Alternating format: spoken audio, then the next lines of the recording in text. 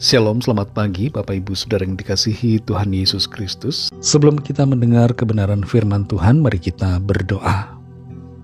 Bapa kami yang di sorga, Bapa dalam nama Tuhan Yesus Kristus, terima kasih kami bersyukur untuk penyertaan Tuhan di hari kemarin, hari-hari sebelumnya, dan terima kasih kami boleh bangun di hari baru ini. Terima kasih untuk kesempatan yang Tuhan berikan, dan terima kasih untuk rencana baik-Mu ya Tuhan, yang Tuhan sudah siapkan. Saat ini kami mau mendengarkan sabda firman-Mu. Urapilah kami Roh Kudus supaya kami mengerti dan mentaati akan setiap kehendak-Mu. Dalam nama Tuhan Yesus kami berdoa. Haleluya. Amin. Saudara yang dikasih Tuhan, ayat firman Tuhan saat ini terdapat dalam kitab Pengkhotbah pasal 11 ayat yang ke-6. Tertulis demikian. Taburkanlah benihmu pagi-pagi hari, dan janganlah memberi istirahat kepada tanganmu pada petang hari, karena engkau tidak mengetahui apakah ini atau itu yang akan berhasil, atau kedua-duanya sama baik. Saudara yang dikasih Tuhan, ada sebuah quotes mengatakan, "Success doesn't come from what you do occasionally, but from what you do consistently."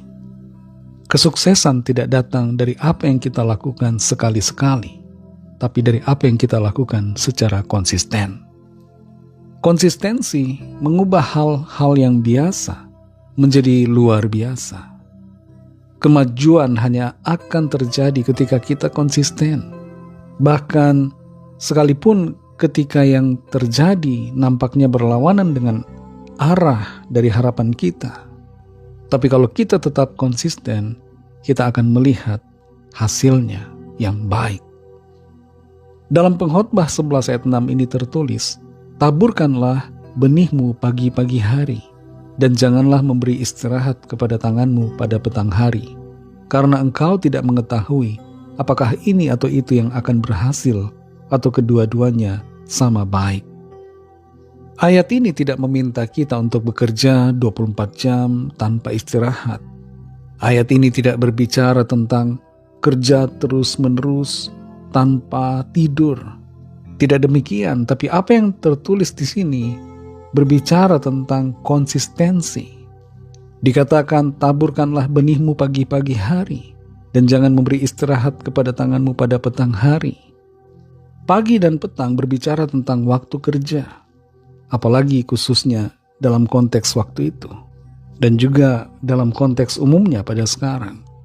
Dan pagi dan petang juga berbicara tentang awal waktu kerja dan akhir dari waktu kerja. Dari awal sampai akhir, kita perlu konsisten selalu dalam berusaha, dalam bekerja, dalam melakukan upaya dan aktivitas bisnis yang ada. Di dalam ayat ini disampaikan tentang kesetiaan dalam menabur benih. Dan kesetiaan itu berbicara tentang konsistensi. Tanpa merasa bosan, tanpa merasa lelah. Konsistensi perlu selalu ada dan kita lakukan dalam kehidupan kita. Dalam ayat ini dikatakan bahwa engkau tidak mengetahui apakah ini atau itu yang akan berhasil. Kita tidak tahu hasilnya, saudara. Yang bisa kita lakukan adalah berusaha. Kita berusaha dan Tuhan yang menentukan. Tapi bukan berarti bahwa kalau Tuhan yang menentukan maka kita tidak perlu berusaha. Tidak demikian. Kita perlu berusaha dengan sungguh-sungguh, secara konsisten, karena kita tidak tahu bagaimana hasilnya. Kita tidak memegang kendali atas hasil. Yang menjadi bagian kita adalah mengerjakannya dengan konsisten. Dalam Kejadian 26 ayat 18-22, di situ tertulis tentang Ishak yang konsisten menggali kembali sumur-sumur yang dulunya digali dalam zaman Abraham ayahnya.